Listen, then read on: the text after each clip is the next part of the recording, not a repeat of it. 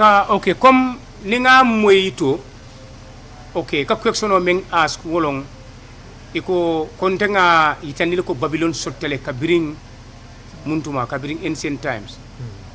Okay, andung wobe gasetol sotole, and the evidence will be jere. But iko saying ye gaset dole bondi, emelon ko imam Babylon 2 kj. Wole be kerimbang.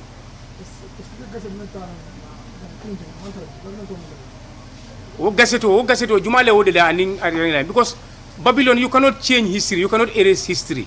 Nseme for a wolong kon fenkol men kon you cannot prevent a shadow from reflecting. There is no one who can do that. These are divine these things that facts, real facts. Babylon, nobody can overshadow Babylon, nobody can eradicate Babylon from its existence. Babylon was a fort, protective fort, ngafole.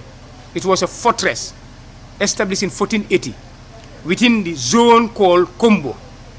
At that time, Kombo was in a residential district before Babylon's existence. Kombo is a place of gathering. That's why the Jolas call it Kombo, Fukombur. If you understand Jola language, it's a place where shrines and deities and most of the revered substances are been distinct, sacred places. So most of these Jola, the Fonyi warriors, they navigate from different parts of Fonyi, different parts through the river, through land, through the Atlantic Ocean to convert within the Fukombor area to do all their shrines, their patient pilgrimage and so on. Then they weren't Muslims. You understand?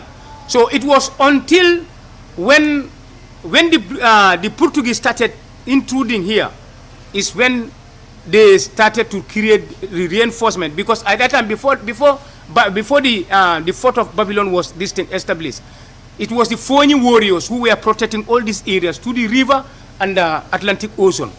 So it was when the Portuguese started coming. I've said this over and over and over. That's the time they created Babylon, and they created a team of Bilondo Jeju and his family members as a team to be based within Babylon, to be resided in Babylon. You understand? And then they will be they will be performing security routine basis to protect this thing, how to call the territories of Kombo. Then the other Fonyi warriors will take up from Faraba. You know, that's the time they demarcated Kombo to start from Faraba, Pirang, Tunjina, Kubune, you know, Kunkujan, Jata, all along, all towards Kartong. You understand? Then you have the other warriors. They will take from Faraba, Fonyi, up till the provinces. So that's the time Babylon Kombo started to be residential. So the son of Bilondo Jeju, among them is called Yundo and Alaka. And Yundo and Alaka, they were the ones that created Yundum in 1560. There was a spiritual dragon that was in Yundum. They are twins. Yundo was the one who first noticed that dragon, and then he used that place as a security position where he was securing at the time. And then Alaka was the one securing where the present nature reserve is. There was a dragon that was also there. So you have another dragon that was in Kachikali areas, and you know, I can bring you how all those these things came. So this residential, it began from that area. That time, the chief at the time, the king at the time was one Bonyen Bojang. Bonyen Bojang, his father was the chief. He was called Amon Bojang. Amon Bojang was the king first in the Jola heritage to serve as kings. Jolas never served as king at the time. They were called Ayo. So after the Battle of Kirina in 1235, that was the time when Sunjata decided to extend the district and add Fonyi within the Manding district, because the Fonyi Jolas that protected him were part of Afanya, Aftika Jeju, and Botul Baji, Bakolom Baji's granddad, and so many other districts. But you know, I don't want to go deep on it, but let me limit it to Kombo as district here. So because of that district, Kombo became residential. So that's the time they allowed this Bojang district. The Bojangs who were kings at the time were Jolas, not Mandinkas. The Mandinkas the Bojangs who make themselves Mandinka, they were Conte. They came from Mali. They were hosted with this Bojang, so they took this thing Bojang. Ask any historian, they will tell you. And whoever want to contest this, he can this thing. I'll tell him this thing and so on. You understand? So that's how it this thing. So Babylon cannot be eradicated in this. Babylon is forced settlement, and the records are there. So I understand if this should be done, it must be through conspiracy. But there are few individuals who are trampolating into history and trying to antagonize the existence of Babylon because they hate X, Y, and Z, and they don't want those X, Y, and Z to flourish, so they try to remove the name there. But even as they remove it, that cannot even disqualify Babylon from existing. That is their idea. That is their opinion. I don't care. But the reality stands far beyond a personal opinion or somebody who is grudge and so on.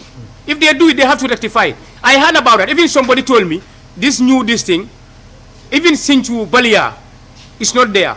And Sinchu Balia is a village headed by an alcalo. Berending in Gunjur is not there. You understand? Babylon is not there. You are not the person there. Somebody told me about it. And I'll find out to get this document. And we'll challenge it. The reason why they did it, we'll like to know. You cannot use your position to delineate or to this thing and so on. It's not possible. Yes. Thank you. Okay. Na keno nying nga document so nying wali so bebe faring kay tolela nga bey tan di janda no ba bey tan la journal so yata ha momo laftante compete la nan compete court ni man sa lafta if the government want let them come to the court and compete me. The court is open. Let them come, and if they fail I'll make a lot of claims against them. Let them come if they feel they have this thing into that. They have right or whatsoever. And I have documents to my land. I said it's my land. If they feel there is land, let them come and testify how they own the land. Who gave it to them? How they acquired it? Nteletam. Anu nyilla men ko ngamen be samba kitio la. Moti je me kay ci soto. Kabiri ngani kitio dundi ma venga abadame fan kitio nyi danaka akana bang fenkolto. Ni alon koy fengena mun ne ko ta ministère ya e kata man sa ndene man ta man sa ya pour ka fay ma koy. And I'll not do it. Because Mansa has no nexus in this. This is my land. It's our customary land. Manta Mansaya and Untita Mansaya Purka for Makoi. For Nintako Mansai, na ngete Makoi, and Untela Mansa Fana Makoi. Na sembe na fenkendingo ngamen soto ngam Mansa Makoi wola. Nga police Makoi, nga immigration, nga different communities Makoi. I share with people. And nga keno di mo jamal la banjulu yemen ko mam fen soto. Nga na bungol lo nga loje. Ndebe suwo mem fon kono fang luwa salal me bije mo tije men ka bututojo. Ndaka do ko alale. Because Alabato Amanke Salwoda Martin is to serve towards mankind, God's kingdom. If you help God's kingdom, yet it do cook alale. I don't intend Momenka in the Fantela, Asia Batala Nuntafula. Yes, that's my position, and that's my position, just in a nutshell. Maybe in Fernanda, I don't know, Ning Mundo Malating, because Fatile Aliu Barajaju, the family Kono, Adafana is very closely associated with me, because Ndelebin could be executed Kandal. Family members will be jele, but aman na siringo will be natinang. Wala na nga limit. Mo jamale fon kana dol ko be troko le fen ko le fon nat lenang van wol ning gele pour ko nanang ngoy ko mansula la dal. Just few people is fine. So nyimu Aliou Barajaju I bejang to represent my family as well and the youths. Nyimu ko to malti ka fay Kalilu Jaju.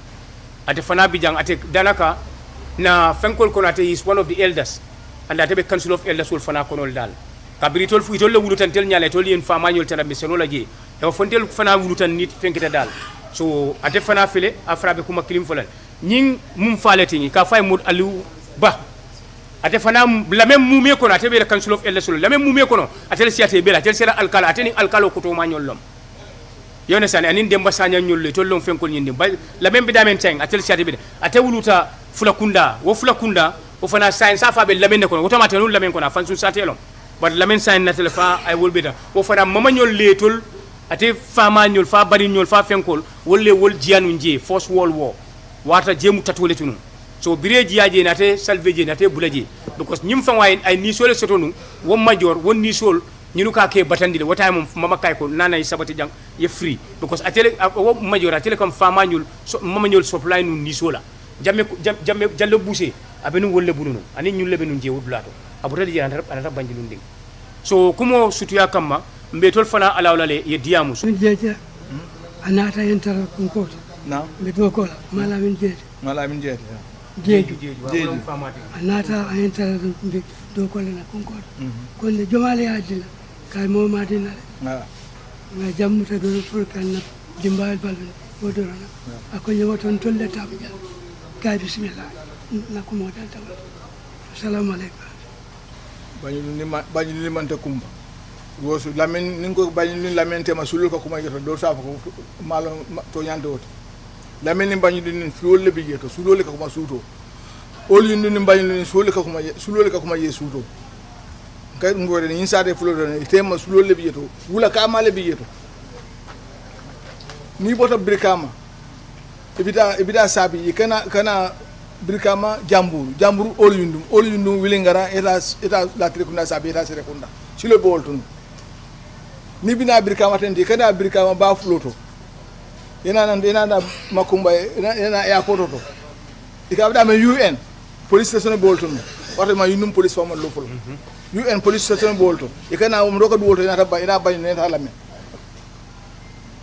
o wankin de ko mon tanya ala wote donc yinka damen ka fa damen to yinka damen ba fenke damen CDC ntol fama la kun golen jeti jom la kun goleti la men na na do e bulo la men ko seno ke geto la men kerwandi la men tema kerwan ka seno ko wolto inen man sele ke wodulato bare sa yalum banko kare na fulo do e bulo la kan ka safi mo la fen kan tro wala ko mo batandi donc mote la men bañ ni fulante mote yundu ni be o yin fenke singi sori ñol fenke ñol dema kun kuñol be ma soto wato la trikunda ni talendinde ma kun golle bijeto senol ka ke la trikunda ni talendinde ma la trikunda senol ka ke kun golle bijeto o das time bani sinju fo ma soto nun fo sinju ma soto bani ni sabi jile ka fenke wala den tagulo la before this sinju ñol be fenke donc yin ka mu ke yalla banko kabrin banko kade na fulo don sa banta mu wole barandi bari bilamen to yin keno be mbañ ni kenolti de solo fono jan assalamu alaykum wa rahmatullahi ta'ala wa barakatuh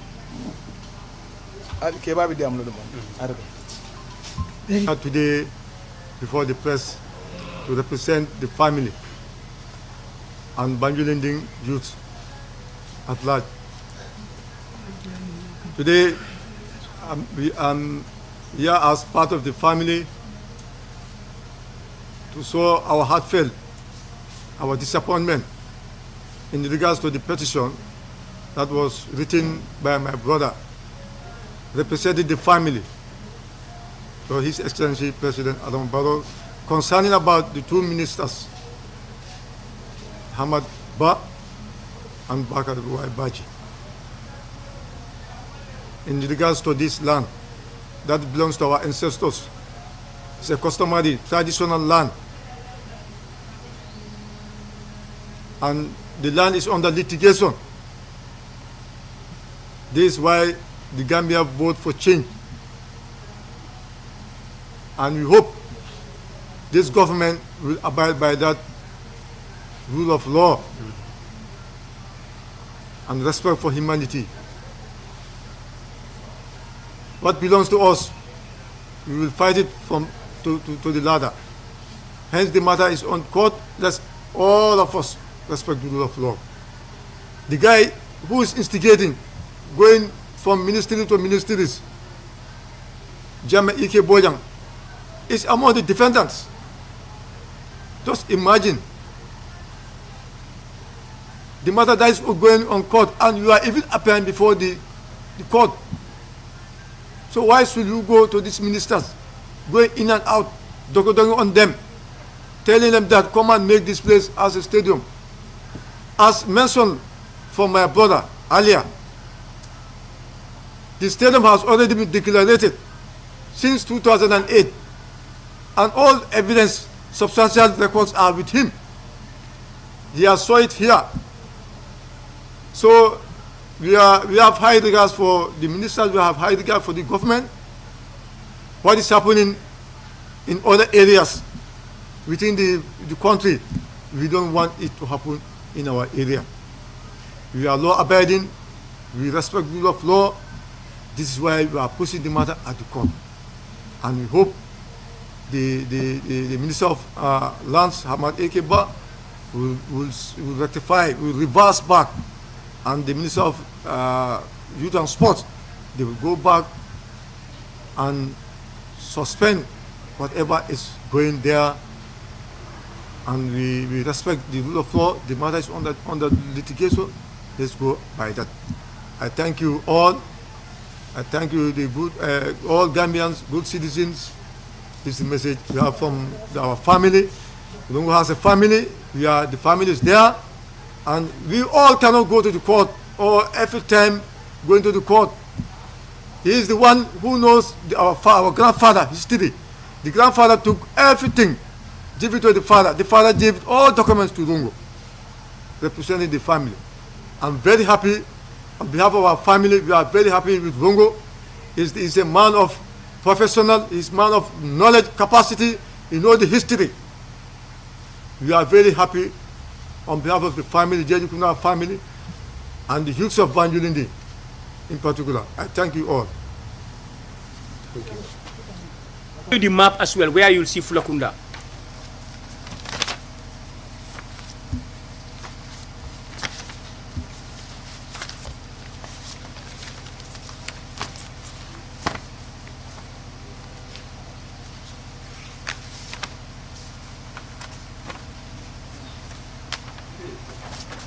You see, this is the sacred baobab tree in Babylon. This was the shrine where Bilondo Jeju was from 1480. It's still surviving, this baobab tree.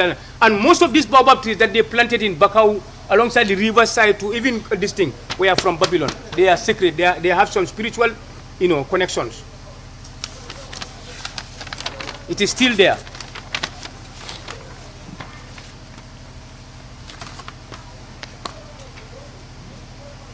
This is the report of Kombo Fonyi and Kiang from 1894 to 1895. That's it here. These are the population census of the whole Kombo, from Kombo 1, Kombo 2, Kombo. You can see Babylon. At the time, it was 14 people. This was in 1902. This was the time when, after Babylon was ransacked, and then my granddad and family members returned there, 14 people. That's it here. These were all colonial gazettes during the colonial time.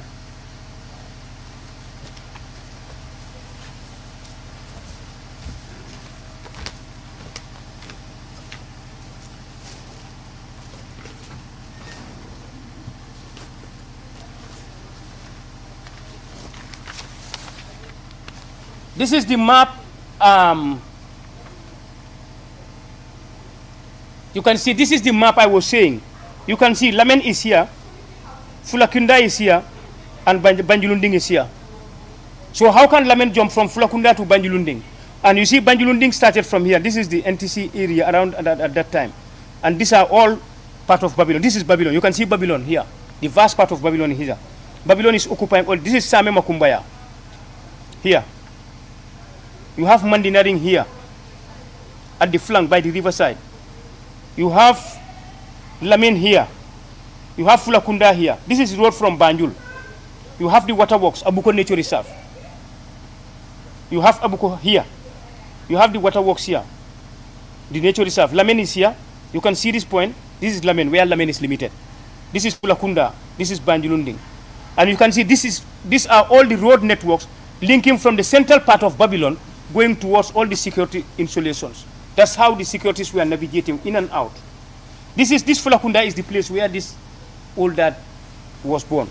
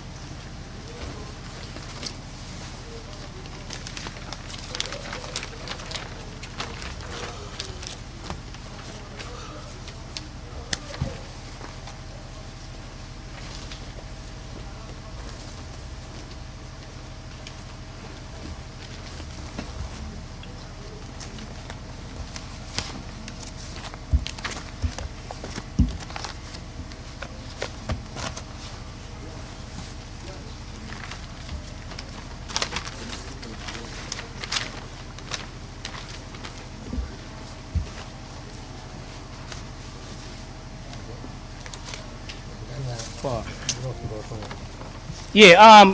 By the way, I think I'll have to cut it short from here, and then I try to summarize some of these things because maybe some of these things would like to set light into whatsoever. Comme li ma doon wax mooy press conference bi li ko waral. Press conference bi li ko waral mooy minister bu local government and land Hamadou Ba ak minister of youth and sports di Bakary Badjie ñoom ñoo dem dugalante ak Jammeh Bojang ak gaayam yi waa Lamen ñu dem dugga si biir suñ laani cosaan yi nekk biir Banjulunding indi part de Kol Joolakunda Misranding dem di ko akimoo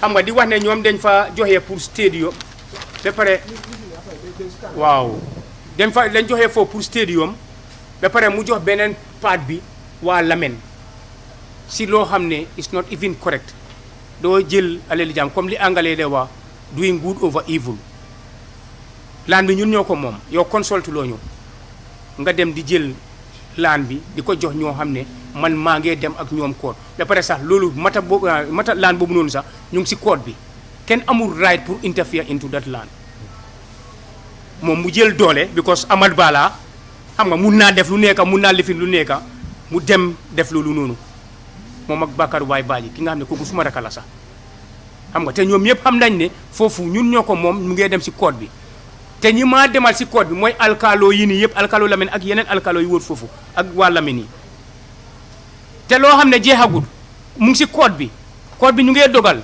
ñoom ban sañ-sañ lañ am pour dem def loolu te Amadou Ba problème yu bari mu ngi am si biir dëkk yi nga xam ne laan issue yi nii yoo xam ne moom mënut a solve yooyu noonu yooyu mu ngi ko te yow ngay dem di dugga si loo xam ne loolu xam nga mu ngi si koot moom nekkul lawyer amul benn sañ-sañ kenn joxu ko autorité pour from di lifin pour mu dem di adjudicate loolu xamul dara si yëfi lu waa lifin bi muy dem di def loolu noonu because sañ-sañ ne man maay ministre which is not correct kii président bi si boppam dafa respect loi moo xam ne moom mooy président di Gambia yëpp dafa respect loi bi te gërëm naa ko si loolu musuta dem mu interfere si personnalité si di lifin si lu demee nii moom fi mu respecté loi Amadou Ba lu tax moom du respect loi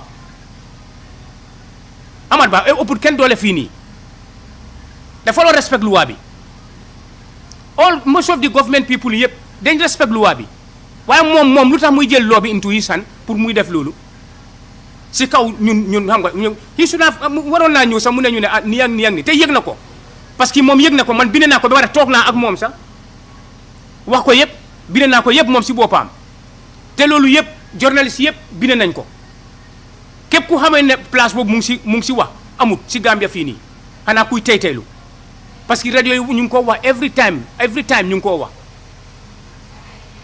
te lii man su ma nekkutoon koo xam ne ku am xel mënoon naa dem ma def yeneen sax wala ma lifin si kaam waaye man dama am xel and I respect the law te doomi réew bu nekk da nga war a respect loi bi bii nga ministre xam nga loolu lifin la rek doo sin mel ne you have power you can do whatsoever you feel like ñaata ministre ñoo fa nekkoon ministre yu bëri ñoo fa nekkoon waaye ñoom xam nañ ne ñun ñoo moom laaluñ depuis tamit Jawara te nguur gi depuis tamit Jawara sax su fekkee ne gars yi bëgg nañ anything foofu dañ dee ñëw si suma famille ñun dis ko négocier ta ñoom ñu allow leen ñu lifin ko ba tamit Yaya Jammeh di same thing moom mu ñëw léegi mu bugg a créer problème because of my minister lifin xam nga loolu daf ma naxari fekk fu naxari em and that's why I can because man I don't bury my thoughts I put my dreams into reality te duma dee tooñ kenn man